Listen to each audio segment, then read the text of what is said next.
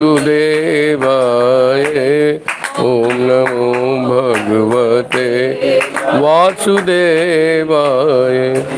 ओम नमो भगवते वासुदेवाय। ओम नमो भगवते वासुदेवाय। ओम नमो भगवते वासुदेवाय। ओम नमो भगवते वासुदेवाय। ओम नमो भगवते वासुदेवाय। ओम नमो भगवते वासुदेवाय। आके जाता रहा, जाके आता रहा, आके जाता रहा, जाके आता, यूं ही चक्कर 84 के खाता रहा, यूं ही चक्कर 84 के खाता रहा।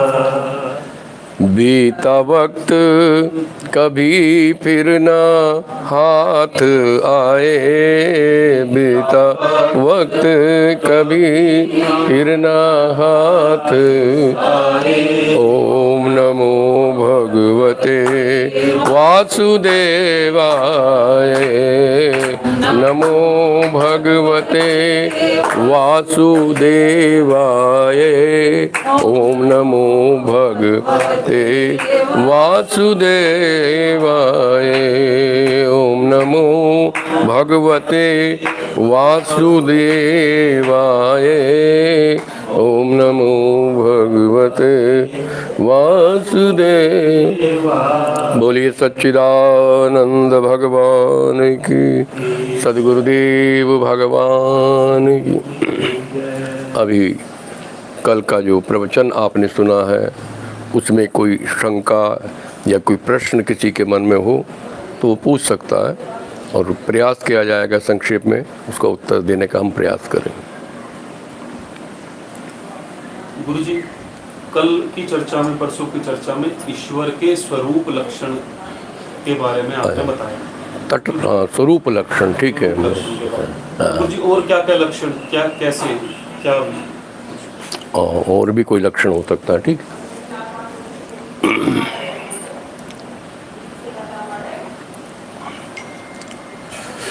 स्वरूप लक्षण वो होता है जो सीधे उसको सीधा बताया, उसमें कोई शंका ना हो।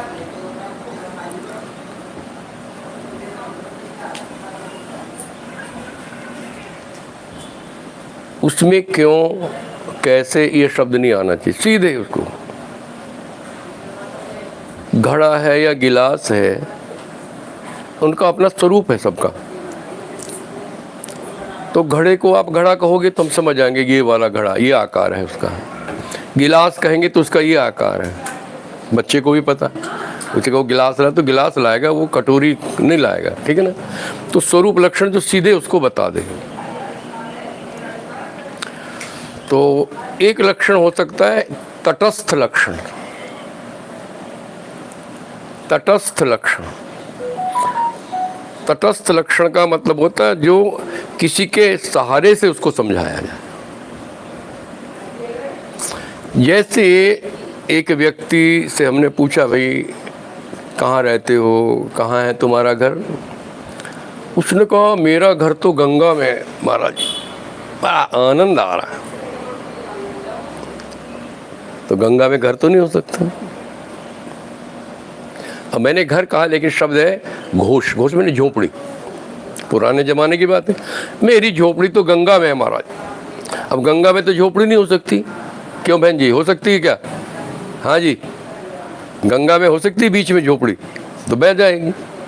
तो ये सोचना पड़ेगा कि ऐसा क्यों कहा इसने। हमारे यहाँ शब्द को समझाने की शक्ति होती है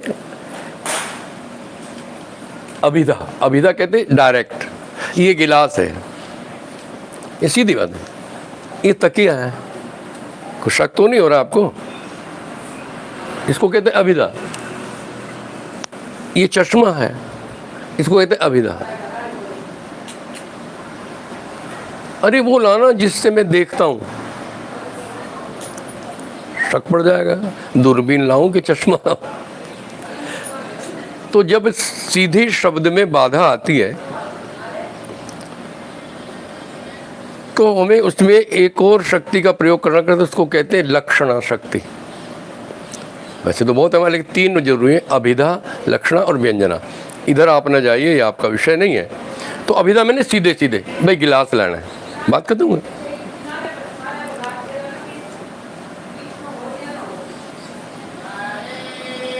और एक सीधा नहीं हो के टेढ़ा, तो मेरी झोपड़ी गंगा में है। बचपन में हमें पढ़ा था गंगायाम घोषा, ठीक है ना, मेरी झोपड़ी गंगा में है।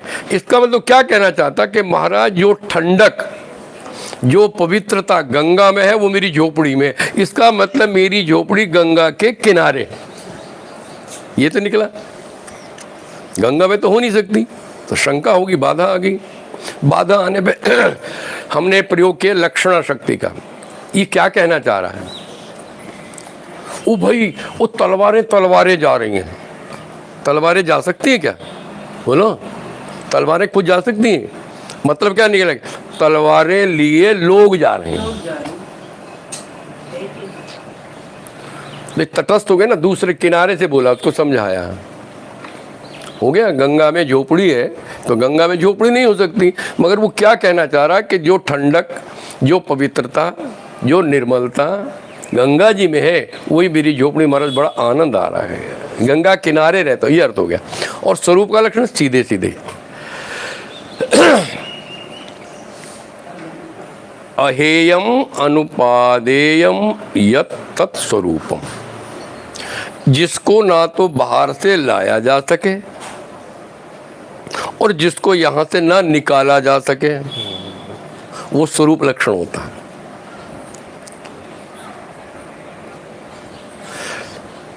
चीनी को मिठास, चीनी का जो मिठास है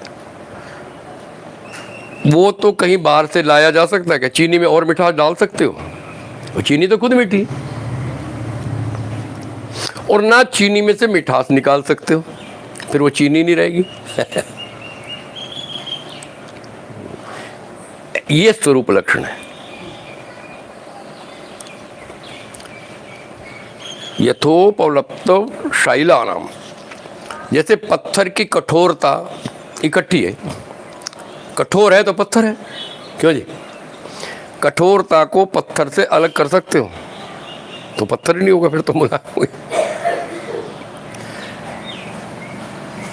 यथा दारुत्वम महीरुहाम, मैं योग वासिष्ठ से बोल रहा हूँ श्लोक।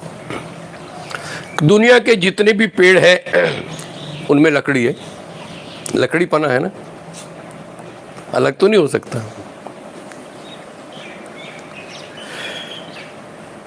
यथा जल के अंदर शीतलता अलग नहीं कर सकते आप पानी को गर्म कर दो बात अलग है, लेकिन स्वभाव क्या है पानी का? ठंडा, ये उसका स्वभाव है। तो जो स्वभाव को बतावे वो स्वरूप लक्षण होता है। ठीक हो गया? सोने कुंडल में से सोना अलग कर सकती हो तुम? दिखा सकते हो? फिर कुंडल दिखा दोगे? बोलो, कुंडल में से सोना निकाल दे, निकल जाएगा? फिर वो कुंडल ही नहीं रहेगा, क्योंकि वो बना हुआ ही सोने का है। तो जिसे ना तो निकाला जा सके और ना उसमें डाला जा सके। कुंडल नाम की कोई चीज नहीं है जिसमें तुम सोना डालो, सोने का ही बनेगा। ये लोहे का है क्या जी? ये लोहे का तो लोहा, उसको अलग नहीं कर सकते। स्वरूप लक्षण। तो हमने कहा था कल कि सच्चिदानंद जो शब्द है ये भगवान का स्वरूप लक्षण है, अलग नहीं कर सकते। यदि परमात्मा से सत अलग कर दो तो परमात्मा ही नहीं है। उसमें से चित्त को अलग कर दो तो परमात्मा नहीं है, और उसमें से आनंद को अलग कर दो तो परमात्मा है ही नहीं, क्योंकि आनंद नाम ही परमात्मा का है। ये तीनों लक्षण जिसमें वही परमात्मा है। बात समझ गए आप? ये स्वरूप लक्षण। और तो बहुत से नाम हैं। अब जैसे कृष्ण है, अब तो आप जानते कृष्ण है, लेकिन मैंने कल क्या बताया, कृष्ण भी 3 है। मैं कौन से कृष्ण को कह रहा हूं? शंका आ जाएगी ना। कृष्ण कृष्ण सखा आया कि अभिमन्यु मार दिया गया। कब? कि कृष्ण भी था और कृष्ण का सखा भी था। ये 2 कृष्ण कौन से हो गए?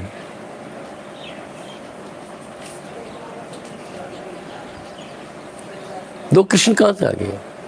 एक कृष्ण अर्जुन है और एक कृष्ण का सखा अर्जुन है, या एक अर्जुन है, एक अर्जुन का सखा कृष्ण है। दोनों का नाम कृष्ण है।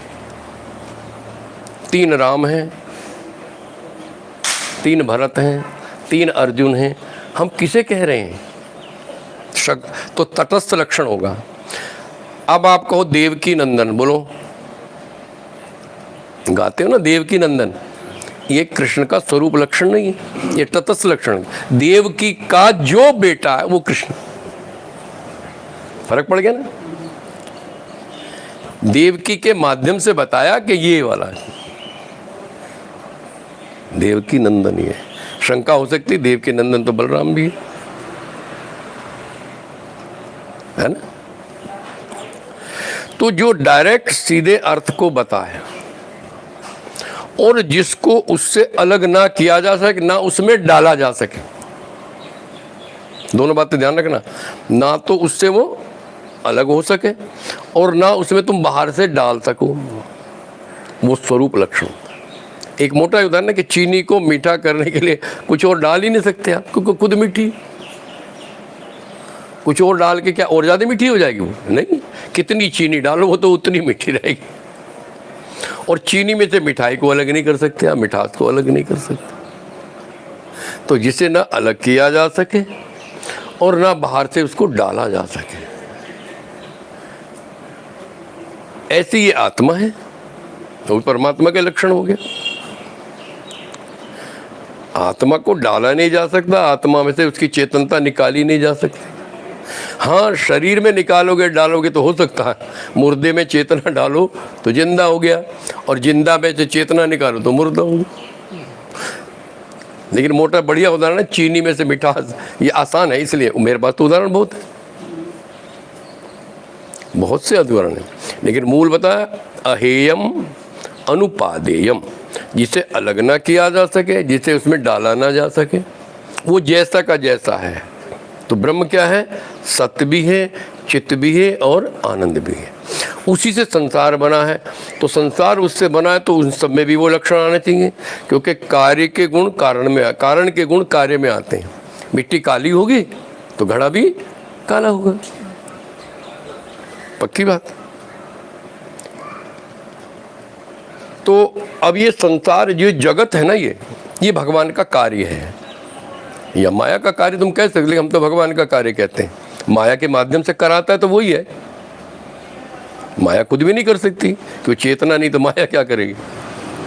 इसलिए राधा कृष्ण अलग नहीं है, ध्यान रखना, इस बात को भूल जाओ। कम से कम भागवत में तो भूल जाओ। मैं आलोचना नहीं करूंगा, लेकिन फिर भी कहता हूं, भागवत में कहीं भी राधा का नाम नहीं है अलग से। क्यों? बात वहीं आ जाएगी कि वो भी सत्य है और वो भी चित्त है, वो भी आनंद है। क्यों? राधा में तीनों लक्षण है कि नहीं? सत्य भी है, चित्त भी है और आनंद भी है, क्योंकि वो वही है। कृष्ण में भी वही है, ठीक है ना। तो अब जगत उससे बना तो सारे लक्षण होने चाहिए। जो दिखे, भासे, दिखे, दिख रहा है, वो सत्य है। क्यों? इस समय दिख रहा है ना। दीवार दिख रही है तो इसे झूठी कह दोगे क्या? इसे हम कहते हैं मिथ्या। ये अब से 50 साल पहले नहीं थी।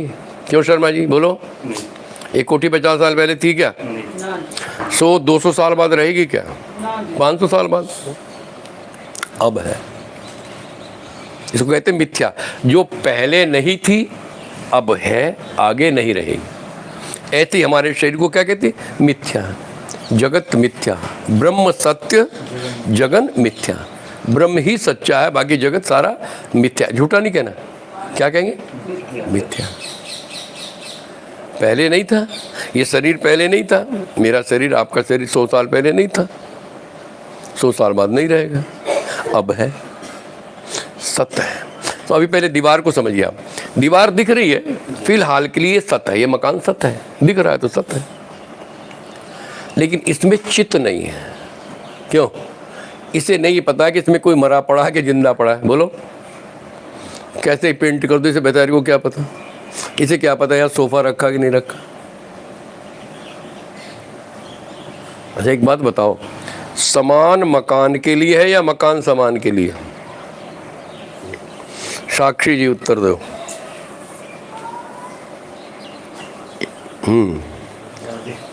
कुछ भी दो, उत्तर हम ठीक करेंगे ना। देखो ये नहीं है, समान घर में समान है क्या? नहीं सबके, और मकान भी है। तो मकान समान के लिए है कि समान मकान के लिए? समान के लिए मकान बना। तो मकान को पता है समान पड़ा, समान को पता है मैं मकान में हूँ। फिर ये दोनों इंसान के लिए, किसके लिए? जो जिंदा है, चेतन के लिए, ना समान मकान के लिए। लेकिन तुमने क्या करा? मकान को सजाने के लिए सामान भर दिया। मकान इंसान के रहने की जगह नहीं, इंसान बाहर, सामान अंदर। सब घरों में देख लो, कहीं को निकल जाओ, बच्चों के खेलने की जगह नहीं है। ना समान मकान के लिए, ना मकान समान के लिए, दोनों इंसान के लिए। एक जंगल में हम जा रहे हैं, एक मकान दिखाई पड़ा। तो भाई मकान है, चलो देखो भाई कौन रहता है। तो वहाँ पे एक पलंग पड़ा हुआ है, बेड लगा, बेड पे चादर भी बिछी हुई है, तकिया भी लगा हुआ, मगर बंदा कोई नहीं। तो अब ये बेड अपने आप तो आ नहीं गया, आ भी गया तो चादर तो अपने आप नहीं बिछ गई। क्यों? इसका मतलब यहाँ कोई जिंदा आदमी रहता है, और अभी था। पता लग गया ना? क्यों जी? और यदि उस पर सलवट भी पड़ी है तो और पक्का हो गया कि रात था अभी गया है। क्यों जी? भले वो ना दिखे, लेकिन अंदाजा लग गया, क्योंकि मकान खुद बिस्तरा नहीं बिछा सकता, बिस्तरा खुद मकान में नहीं घुस सकता। कोई चेतन था, उसी के लिए मकान था, उसी के लिए बिस्तर था। क्या जी? बिना चेतन के हो नहीं सकता। ऐसी ये शरीर उस चेतन के लिए है, तुम्हारे लिए नहीं। ठीक है ना? तो वो है तो इसकी वैल्यू है, नहीं तो कोई वैल्यू नहीं। तो भगवान का स्वरूप है। फिर थोड़ा सा और आगे बढ़ते हैं। तो ये सत्य है, मगर इसमें चित्त नहीं है, और आनंद तो है ही नहीं। दीवार में कोई आनंद, आप कितनी बढ़िया पेंट लगा दो, खुश होगी क्या? तुम खुश हो सकते हो जो जिंदा है, मगर ये तो खुश नहीं हो। लेकिन अब आगे चलो, पक्षी, तो इसकी चर्चा कर लेंगे हम। भगवान की जो 16 कलाएं हैं, ठीक है ना, हो सकता कथा में आ जाए, ना भी आए तो कल इसकी हम शायद चर्चा करें। जब छिड़ गया प्रसंग, उसमें बहुत क्लियर आप समझ आओगे। इसकी बहुत खोज करने के बाद, मैंने कई वर्षों खोज करने के बाद ये 16 कलाएं ढूंढी। लोगों ने पता नहीं चंद्रमा की कला लिख दी, किसी ने कुछ, अपने अपने ज्ञान है, इसमें कोई बुराई नहीं, लेकिन वो घट नहीं रहा था, मेरे मन में नहीं घटा, मुझे नहीं अच्छा लग रहा, पूरा नहीं उतरा था। कल जब हम उसकी चर्चा शायद करें, प्रश्न मैं ही कर रहा हूँ, तो उसमें आप खुद मानेंगे कि हाँ ये लक्षण वाकई हैं 16 के 16 कला। उसमें ये भी क्लियर करेंगे, राम जी के तो 12 कला है, कृष्ण के 16 करेंगे, कहती होगे ना, राम जी छोटे, उनकी तो 12 कला है, हम वो भी कल क्लियर कर देंगे। तो दीवार की बात होगी। दीवार फिलहाल सत्य है, मगर चित्त नहीं है, और आनंद तो है ही नहीं। इसका मतलब ये परमात्मा नहीं हो सकता। बात ठीक होगी। अब आओ पक्षी। पक्षी सत्य हैं, उड़ते फिर रहे हैं, दाना चुग रहे हैं। उनमें सत भी और चित भी है। चित क्यों है? वो डरते भी हैं। आप पकड़ने जाओ तो भागेंगे, क्यों? मारने जाओ तो भागेंगे। लेकिन उनमें आनंद, इसमें तो केवल एक लक्षण है, सत। चित और आनंद नहीं है। पक्षी में सत भी है और चित भी है, मगर आनंद नहीं है।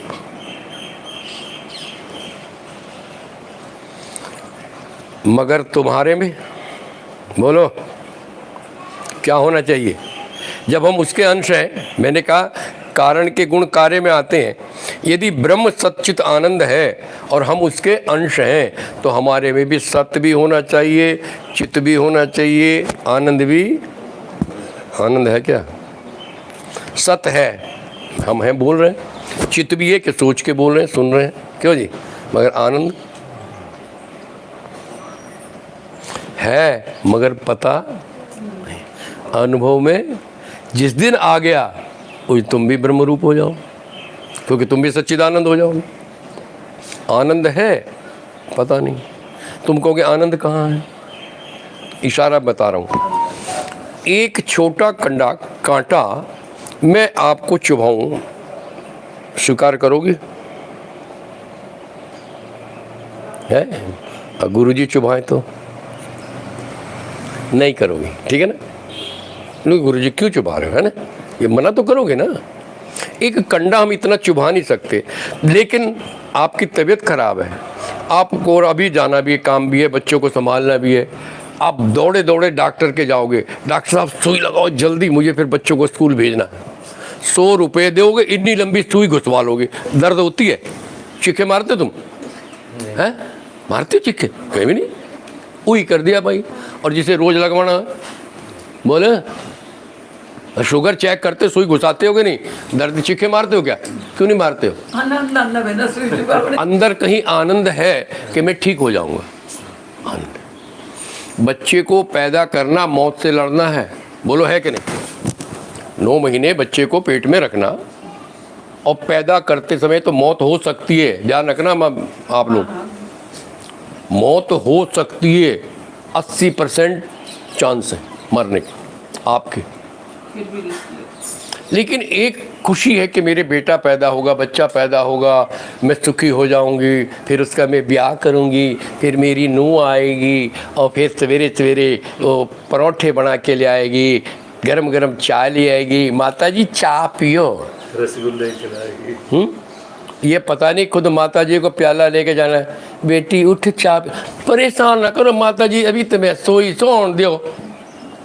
होता है कि नहीं? ना हो अच्छा, लेकिन होता है कि नहीं? बोलो। आशा में जी रहे हैं, तो उस आशा में तुम बच्चे को पैदा करना, मौत से लड़ जाते हो। आनंद है इसका, मतलब छिपा हुआ है, प्रकट नहीं। सुई वाला आनंद छिपा हुआ है मगर प्रकट नहीं है। और जिसने जान लिया चाहे उसके हाथ की हड्डी टूट जाए, उसके आनंद में कोई कमी नहीं आती है। बोलो सच्चिदानंद भगवान की जय। ये है आनंद। अभी चल रहा है क्या? समझिए ना? बैठा हो तो आनंद, लेटा है तो आनंद, बुखार है तो आनंद, भूखा है तो आनंद, खाया है तो आनंद। आनंद आ गया फिर कभी ख़त्म नहीं होगा। बस पहले बता, तुमने आनंद देखा ही नहीं। सुख को आनंद मानते हो, इसलिए परेशान। कोई नई चीज़ नहीं, कोई नहीं है, वो मिल जाए तो आनंद आ जाएगा कहते हो, मगर आनंद नहीं है। सुख मिला, अभी 10 दिन बीते नहीं, वही चीज़ तुम्हें परेशान करने लगी, चाहे वो फ्रिज हो या एसी हो। जब एसी नहीं था, आप क्या कहते गर्मी में? हाँ एसी लग जाए तो बोझ आ जाए। और जब बिल आया अगले महीने 5000 का, बोलो अच्छा लगेगा? अच्छा, मजे, उससे बढ़िया मजे की बात, आज ही एसी लाए, चलो भाई बैठो सारे, लाइट चली गई। ऐसा जी करते बार बार ऐसे देखे। होता है क्या नहीं? और ये भी मजा होता भी है उस दिन। हम नया टीवी लाए तो उसी टाइम लाइट, एसी लगा। मैं कभी लगा है नहीं। बेटा जिद करने लगा, पापा रात रात भर जागते रहते हो। ये आज ही नहीं जाग रहा हूँ, परेशान ना हो, मेरे तो जागरण चला हुआ है, ठीक है। बहुत दिन सो लिया, क्या वो घना दिन सो लिया, अब जाग मुसाफिर जाग गणा। तो तुम्हारे सोने के दिन हमारे नहीं है। हमारी नींद तो थोड़ा सा ध्यान लगा पूरी हो गई। नींद नाम की कोई चीज़ ही नहीं होती, ठीक है ना। होती है, चाहिए आराम, शरीर को, आत्मा को आराम नहीं चाहिए। जहाँ आनंद है वहाँ सोया तो भी आनंद, जागा तो भी आनंद। तो आनंद जब आ जाता है वो कभी भागता नहीं है। उसे ढूंढो, उसे ढूंढो। सत्य चित्त आनंद, ये परमात्मा का स्वरूप लक्षण है। ठीक हो गया, तटस्थ नहीं, स्वरूप। और भगवान के बहुत से लक्षण हैं, बहुत से नाम, लेकिन वो सब या तो तटस्थ होंगे या कभी दिखते हैं कभी नहीं दिखते होंगे। मगर ये जो मैंने बताया सत्य चित्त आनंद, इसलिए हमारा कोड क्या है, फोन पे हम क्या बोलते हैं, जय सच्चिदानंद, ठीक है ना। तो ये भगवान का स्वरूप लक्षण है, परमात्मा का। अभी भगवान का मैं क्यों नहीं कह रहा हूँ, चक्कर डालूंगा आपको कि परमात्मा ब्रह्म अलग है और ईश्वर अलग है, ठीक है ना। ये भी कभी चर्चा में आ सकता है, कथा में आ जाएगा। तो अब कृष्ण को तुम ईश्वर कहोगे कि ब्रह्म कहोगे, राम को तुम ईश्वर कहना चाहते हो कि ब्रह्म कहना चाहते हो, शंकर को तुम ईश्वर कहोगे कि ब्रह्म कहोगे, है ना। अभी कृष्ण के मान लो ना जी, कृष्ण बंदी जगत गुरु, कृष्ण तो ब्रह्म है, ठीक है, बिल्कुल। राम को राम ब्रह्म, मानस में 4 जगह आया, ठीक है ना। शंकर जी वो ब्रह्म, लेकिन चलो खोल ही देते थोड़ा सा। ब्रह्म तो मैं भी हूँ, आप भी, अभी कहा ना मैंने, क्यों भाई, भाई सच्चिदानंद सत्य भी है, चित्त भी, क्या नहीं है। अभी आनंद आ गया तो हो गए ना ब्रह्म, स्वरूप लक्षण हो गया कि नहीं हमारा, यही उसका लक्षण है। लेकिन जब राम रो रहे हैं सीता के खो जाने पे, तो उसे ब्रह्म कहोगे, सती तो नहीं कह रही थी। शंकर जी जानते हैं, तो वो कह सकते हैं, बस सती नहीं कह रही, ये रो क्यों रही, ये रो के राम जी रो क्यों रहे। ऐसे कृष्ण के है ब्रह्म हो के नाच क्यों रहा है भाई, क्यों मठियाँ क्यों फोड़ रहा है, लत्ते क्यों चुरा रहा है, क्या कहोगे उसे, ब्रह्म कहोगे तुम, वो तो दृष्टा है। गहराई में जाओगे तो ब्रह्म को पहचान लोगे, नहीं तो वो ईश्वर है, क्योंकि माया के साथ, जो ब्रह्म है वो किसी के साथ नहीं, माया उसी के अंदर कहीं है, वो निकाले, उसके एक अंश में है माया। लेकिन ईश्वर जब बन जाएगा, जब माया उसके बराबर खड़ी हो जाएगी, सीता राम के बराबर खड़ी है, बराबर है कि नहीं। जो शक्ति को मानते वो सीता को बड़ा मानते हैं, राम को बड़ा नहीं मानते। रावण को मारने का काम सीता का है, सच्चाई है, क्या समझे, ये सच्चाई है। क्यों, उसको मारने से पहले नवरात्रों में राम ने क्या किया, शक्ति की पूजा की कि नहीं, बोलो। शक्ति कौन थी, सीता ही तो थी। एक जरा सी कहानी सुना देते हैं कि अब ये एक बड़ाई कर रहे थे, राम जी आपने बरिबंड रावण को मारा, ये सीता बैठी थी पास में। तो कई बात चली कि उस सीता ने कहा, प्रभु मैंने अपने बुजुर्गों से कथा सुनी, ये तो 10 मुख रावण है, एक सुना है कि ये 20 मुख रावण भी है, कोई फला जगह है, लीला करिए, लीला माया लीला, तो उसे भी मारना चाहिए। राम ने कहा तो ठीक है, पता करते हैं। पता लगा कि भाई फला जगह बहुत दूर, कहीं लंका से कोई दूर। तो युद्ध में सीता ने कि मैंने जरूर जाना है, क्योंकि मैंने वो युद्ध नहीं देखा आपका, लोग बड़ाई कर रहे हैं आपने ऐसे रावण को मारा, क्या पराक्रम किया आपने, कितने सुंदर लग रहे थे जब आप धनुष बाण लेके चले थे। मानस में बड़ा सुंदर वर्णन है, जब राम का वो बांधा ना उन्होंने युद्ध करने के लिए, अपने जटाओं को ऊपर कस के बांधा और वो करा, है ना, तो बड़ा प्यारा वर्णन है। तो प्रभु मैं वो रूप देखना चाहती हूँ मैं, चलो तुम भी चलो, रथ में अलग बैठ जाना, देखते। हाँ चली गई। अब युद्ध होने लगा तो महाराज जो उसने हनुमान को भी चित्त कर दिया, सारे चित्त कर दिए, और राम की भी हालत खराब कर दी बाणों की। अब घबराए, राम जी ने कहा ये क्या, ये क्या, रावण को मैंने मार दिया और यहाँ तो मैं मरने लग रहा हूँ।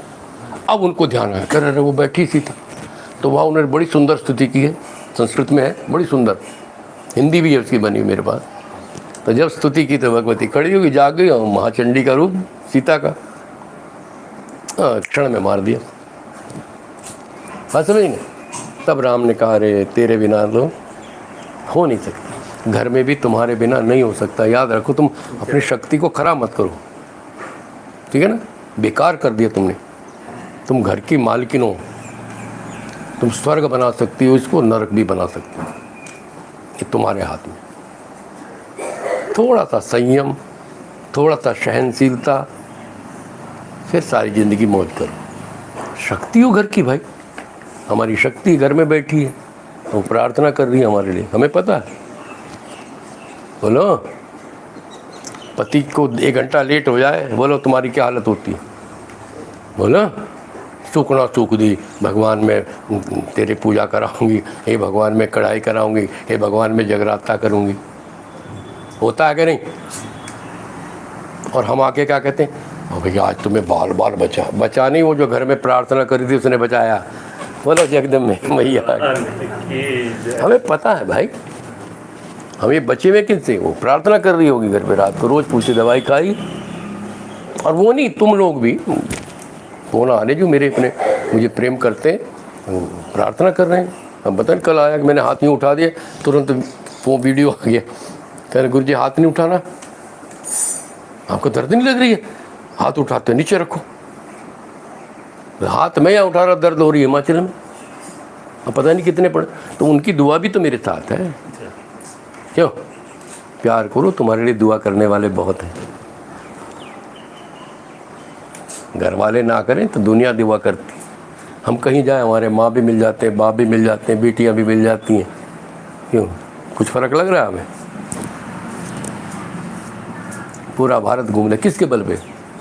मीठी ज़बान और हमारी मुस्कुराहट, और कुछ नहीं। बोलिए सच्चे दान, आप भी कर सकते हैं।